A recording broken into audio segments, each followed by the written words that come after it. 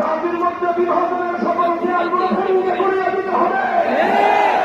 আমরা বাংলাদেশের মানুষ রাজনৈতিক মতপার্থক্য থাকতে পারে, বিভিন্ন ধর্মাবলম্বী আমরা হতে পারি, কিন্তু আমরা গোটা বাংলাদেশের মানুষ দেশের প্রয়োগের ক্ষেত্রে এক এবং অভিন্ন।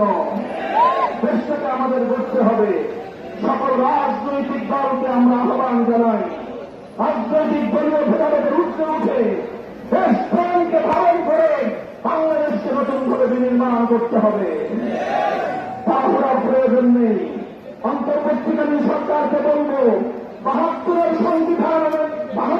সংবিধান বাংলাদেশের মানুষের অভিপ্রায়ের সংবিধান নয়। ৭২-এর সংবিধান ছিল ভারতের পক্ষ থেকে চাপিয়ে দেওয়া গোলামী সংবিধান, স্বাধীন দেশের গোলামী সংবিধান।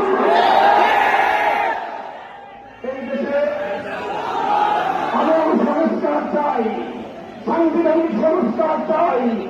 দেশের অধিকাংশ জনগণের ইচ্ছা এবং অভিপ্রায়ের সংবিধান তৈরি করতে হবে।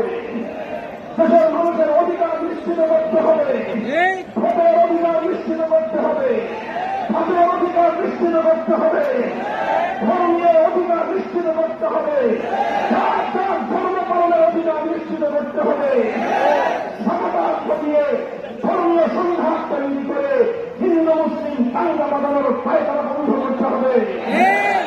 এভাবে ইনশাআল্লাহ আমরা যদি এই সম্প্রীতির নদী বিগত ১ মাস যেভাবে আমরা কায়েম করেছি, আর ওলামা, হেফাজতে ইসলামের নেতা কর্মীরা, ইমাম সাহেবান, খেলাফত মন্ত্রী, জমিয়তে উলামায়ে ইসলাম সহ অন্যান্য ভ্রাতৃপ্রতিম সংগঠন, হেফাজতে ইসলাম, নেজামে ইসলাম সহ সকলে মিলে যেভাবে আমরা মন্দির পেগোডা সহ আমরা সংখ্যালঘুদেরকে নিরাপত্তা দিয়েছি, এটাই হল ইসলামের আদর্শ। ইসলামের উদার আদর্শ অনুযায়ী চলবে বাংলাদেশ। আগামী বাংলাদেশে ইসলাম থাকবে, অন্যান্য ধর্মাবলম্বীদের অধিকার থাকবে। যারা ইসলামকে সহ্য করতে পারে না, বাংলাদেশ তাদের জায়গা হতে পারে না।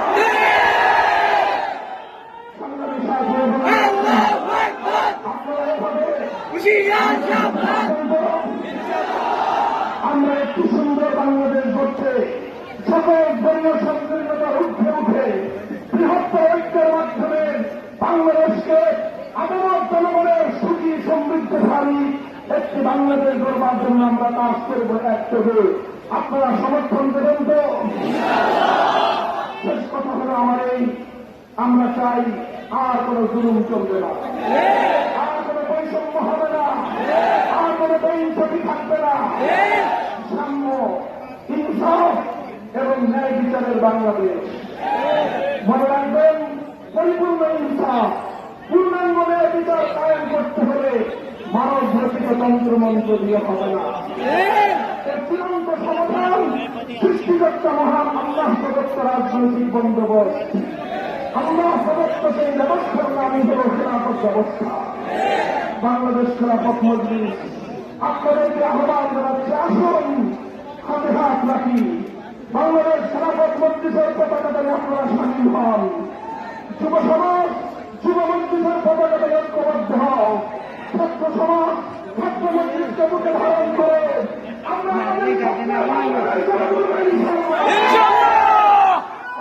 আপনাদেরকে কবুল করুন।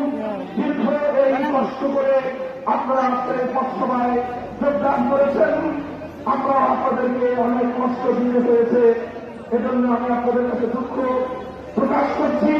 ইনশাআল্লাহ আগামী দিনের সংগ্রামে রাজপথে আপনাদের সঙ্গে আমরা অবস্থান নেব। আমাদের দেশ, আমাদের ধর্ম, আমাদের জাতি আমরা সুন্দর করে গড়ে তুলব ইনশাআল্লাহ। وآخر دعوانا الحمد لله رب العالمين. سبحان الله وبحمده سبحان الله.